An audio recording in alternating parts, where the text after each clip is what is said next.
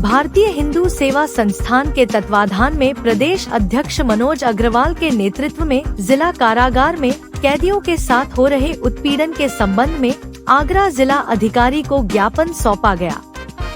आरोप है कि जिला कारागार में मशक्कत के नाम पर आने वाले नए कैदियों से 4000 से लेकर लाखों रुपए की मांग की जाती है।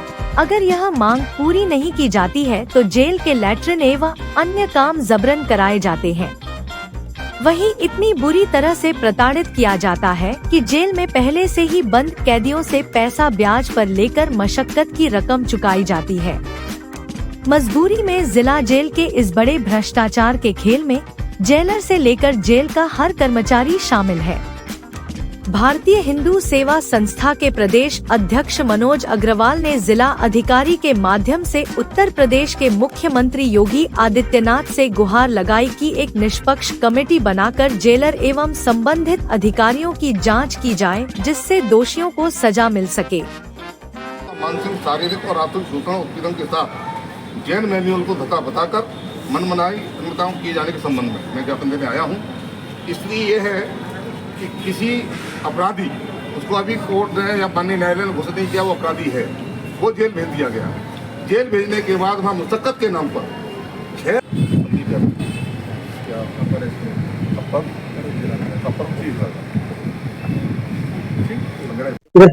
ऐसा है कि मैं आपका छोटा भाई गोपाल सिंह चाहत, मैं आज आगरा डीएम साहब के संग आगरा कमिश्नर साहब और माननीय योगी जी जो उत्तर प्रदेश के मुख्यमंत्री हैं, मुख्यमंत्री जी अपराधी और अपराधियों के खिलाफ जिस प्रकार की कार्रवाई कर रहे हैं उनका मैं हृदय से स्वागत करता हूं। लेकिन योगी जी जिसे अपराधी मानकर भेजते हैं वो अस्थायी रूप से अपराधी होता है, लेकिन जेल में जाके वो बिल्कुल पक्का होकर निकलता है। जेल के अंदर कोई मानक नहीं है पैसा वसूलने का, कोई मानक इसलिए नहीं है कि जैसे जिसकी आर्थिक स्थिति के हिसाब से आकलन होता है उसके हिसाब से उसकी मतलब तय की जाती है कि इससे कितना पैसा वसूलना है। अब ये बहुत बड़ी घटना होती है, जैसे कोई मतलब घोटाला, बैंक का घोटाला समझ में आता है, इसमें पैसा कमाया होगा तो ये पैसा दे सकता है। अड़ोसी पड़ोसी घोटाला 116, 151 है, 323, 324 ऐसी जो धारा है उनमें भी ये दुनिया भर का पैसा लेते हैं। अब रही बात प्रमाण की जिस दिन प्रशासनिक अधिकारी का कोई भ्रष्ट अधिकारी फंस जाएगा जेल में और वो अधिकारी जब वहां से अपने पैसे दे के आएगा मशक्कत, तो उसके बाद में आगरा की जनता इस प्रमाण को अपने आप देखेगी। जेल के अंदर से कोई न्यायिक अदालत प्रमाण ला ही नहीं सकता है, इतना शोषण होता है उसका। बैरक नंबर 9 के अंदर जो 9-10 दिन रहता है उसके अंदर उसकी पूरी तरीके से उसे इतना असहाय कर दिया जाता है कि वो अपने घर वालों से कहता है कि आप मकान देखो, खेत देखो, मेरी यहाँ से जान बचाओ। हमारी मांग ये है कि माननीय मुख्यमंत्री जी, माननीय जिलाधिकारी महोदय, इसमें आप उच्च स्तरीय जांच कराएं। अपने किसी प्रशासनिक अधिकारी जिसका कोई परिचय जेल के अधिकारी से ना हो, जेल के किसी भी सिस्टम से ना हो, ऐसे अधिकारी को भेजो। आप ऐसे अधिकारी आपको सही रिपोर्ट देगा कहाँ क्या होता है। वैसे तो जेल की दीवारों में बड़ा अच्छा लिखा रहता है, संस्कारित बनिए, अनुशासन बनिए, देश मान बनाइए और फलाना ढिकाना, लेकिन अंदर कितना क्रिमिनल होता है सारे लोग। अब मैं कुछ नहीं कह सकता आपसे, जिस दिन अधिकारी फंसेगा वो अपना प्रमाण शहर को देगा, पूरी यूपी को देगा, मुख्यमंत्री जी को देगा। इसमें जांच ऐसी गंभीरतापूर्वक होनी चाहिए, कोई भी दोषी बचना नहीं चाहिए। भारत माता की बंदे। मैं मनोज अग्रवाल, प्रदेश अध्यक्ष भारतीय हिंदू सेवा संस्था से आज मैं आगरा के डीएम साहब को ज्ञापन देने आया था, क्योंकि आगरा में राज्यपाल महामहिम आने से आज मेरी डीएम साहब से मुलाकात भेंट नहीं हो पाई, तो उप जिलाधिकारी जी से मेरी भेंट हुई, उनको मैंने ज्ञापन सौंपा है। ज्ञापन में मैंने मांग जो रखी है वो मेरा जेल का मामला है।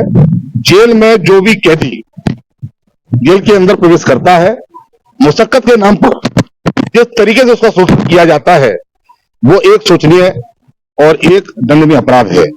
मेरा आप लोगों के माध्यम से कहना है कि जो भी जेल में कैदी जाता है उसका मानसिक आर्थिक शोषण ना हो। आर्थिक शोषण यह है कि 6000 रुपए से लेकर 10-10 लाख रुपए की मुशक्कत कटवाई जाती है उससे, और उसको इस तरीके से परेशान कर दिया जाता है कि अगर उसने मुशक्कत नहीं कटाई तो उससे जेल का शौचालय, जेल की नालियां, जेल में सफाई उससे जबरन कराई जाती है, और वो परेशान होकर अंदर जेल में से ही लोगों से पैसे लेकर, वहां जेल में भी अंदर जो कैदी पहले से ही विचाराधीन है उन लोगों से 10-10 रुपए सैकड़े पर, 20-20 रुपए सैकड़े पर ब्याज लेकर मुशक्कत कटवाते हैं।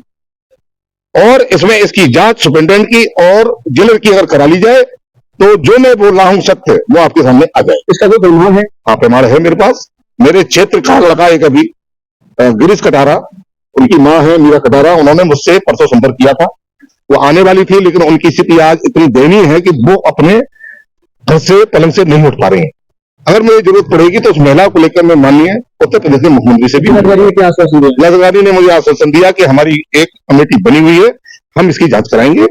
उन्होंने मुझे आश्वासन दिया है, और अगर मेरे ज्ञापन पर कार्रवाई नहीं होती है तो चाहे मुझे माननीय योगी जी के दरबार में अपनी दस्तक देनी पड़े, मैं जाऊंगा।